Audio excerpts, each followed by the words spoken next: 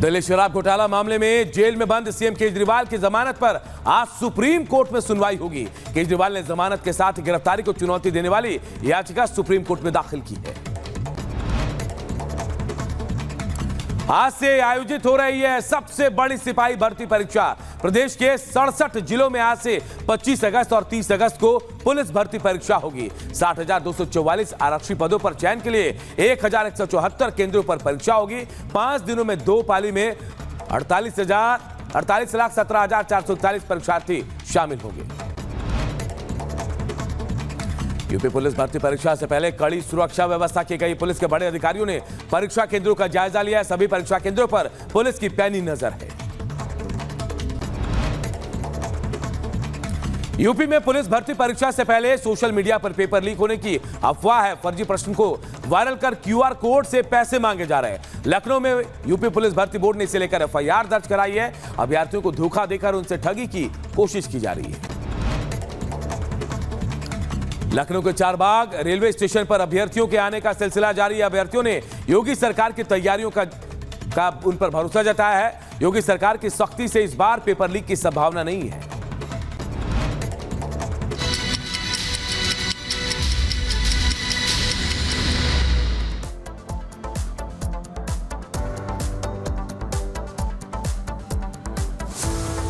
इधर बदायूं में कार सवार दंपत्ति और बच्चे पर लगभग 30 लोगों ने हमला कर दिया।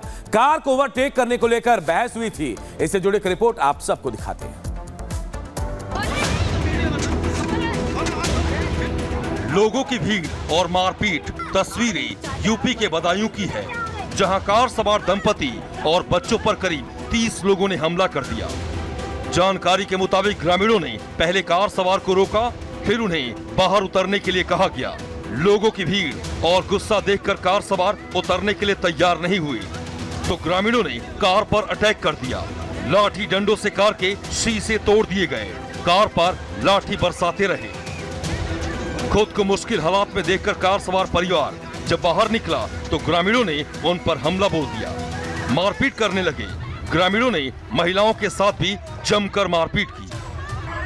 जानकारी के मुताबिक कार को ओवरटेक करने को लेकर बहस हुई थी, जिस पर ग्रामीणों ने परिवार समेत जा रहे कार सवार पर हमला बोल दिया।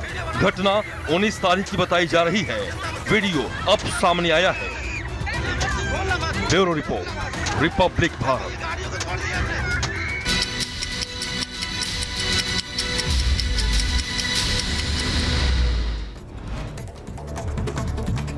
यूक्रेनी राष्ट्रपति जेलेंस्की ने सीमा क्षेत्र का पहला दौरा किया। राष्ट्रपति जेलेंस्की पहली बार उस इलाके में गए जहां से यूक्रेन की सेना रूस के अंदर घुसी थी। दर्जनों जगहों पर कब्जा कर रूस की सेना ने तमाम बंधकों को छुड़ा लिया था।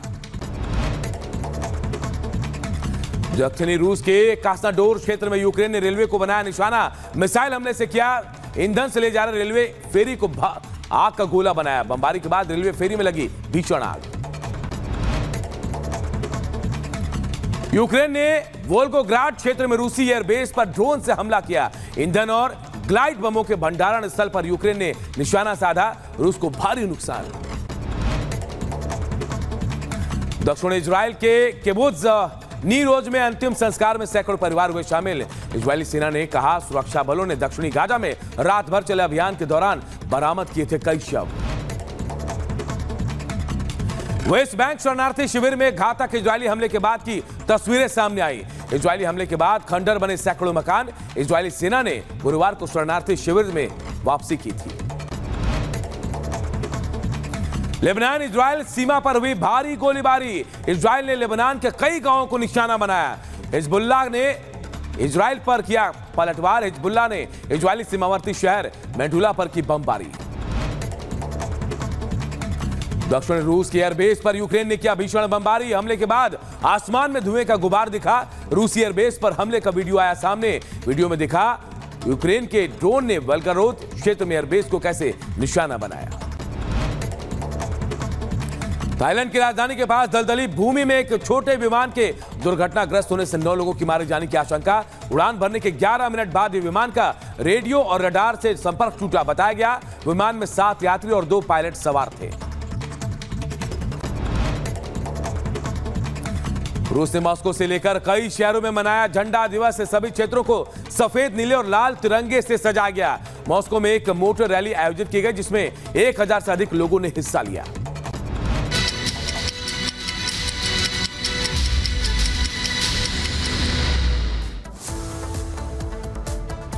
दिल्ली पुलिस ने झारखंड, राजस्थान और उत्तर प्रदेश से 14 लोगों को हिरासत में लेने के बाद अलकायदा के आतंकी मॉड्यूल का भंडाफोड़ करने का दावा किया, जो एक बड़ी साजिश करने की फिराक में थे। रिपोर्ट देखिए।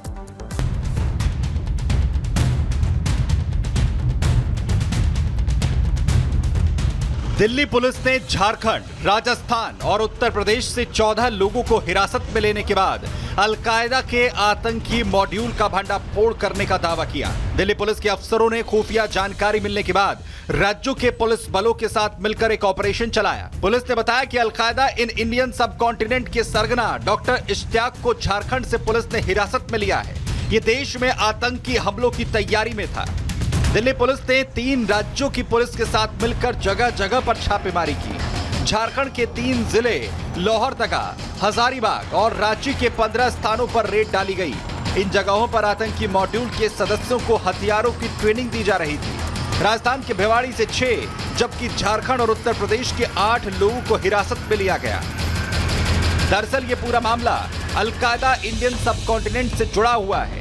वहीं झारखंड में 15 जगहों पर एटीएस की तरफ से छापेमारी की कार्रवाई की गई है, जिसमें रांची, हजारीबाग, लोहरदगा में भी एटीएस ने छापा मारा है। रांची के चान्हो के चटवन और इटकी में भी छापेमारी की गई है। वहीं लोहरदगा के कैरो, कुड़ू, हेंजला में भी छापेमारी हुई है। उधर हजारीबाग के पेलावल में एटीएस की तरफ से छापेमारी हुई है, तो एटीएस की छापेमारी में 7 आतंकियों को गिरफ्तार किया गया है। लोहरदगा के कुड़ू से देसी हथियार बरामद हुए हैं। वहीं कोवा खाप में अल्ताफ अंसारी के घर से ये सब हथियार बरामद हुए हैं। रेड में कई आपत्तिजनक सामान भी बरामद किए गए हैं। आपको बता दें कि पुलिस ने दावा किया था कि झारखंड में अलकायदा कई जिलों में नेटवर्क खड़ा कर रहा है। ये कंफर्म होते ही झारखंड में अधिकारियों की बैठक हुई। इसके बाद इस इंफॉर्मेशन को एटीएस के साथ साझा किया गया। देर रात ही टीम ने रेड डाली।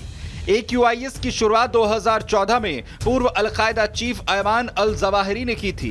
पाकिस्तान मूल का असीम उमर इसका शुरुआती सदस्य था। अब इसकी अगुवाई ओसामा महमूद कर रहा है, जो पाकिस्तान मूल का बताया जाता है। यूएस अफगान मिलिट्री ऑपरेशन में उमर मारा गया था। इसके बाद 2019 में महमूद ने इसकी बागडोर अपने हाथ में ले ली थी। रिपोर्ट के मुताबिक इंडियन सब कॉन्टिनेंट में अलकायदा के एक संगठन AQIS, अलकायदा इन इंडियन सब कॉन्टिनेंट के 200 लड़ाके इसमें मौजूद हैं। इनका लीडर आतंकी ओसामा महमूद है। वहीं अफगानिस्तान में इस संगठन के 400 लड़ाके हैं। यूएन के एक मेंबर स्टेट ने दावा किया है कि AQI क्षेत्र में ISIS की खुरासान प्रोविंस से जुड़ने के लिए तैयार है। जानकारी के मुताबिक झारखंड में अलकायदा इंडियन सब कॉन्टिनेंट का मॉड्यूल डेवलप हो रहा था और उसके संगठन को मजबूत किया जा रहा था। इसी मामले को लेकर एटीएस को सूचना मिली, जिसके बाद एटीएस की टीम ने छापेमारी की। अब आने वाले दिनों में इसमें कई खुलासे हो सकते हैं।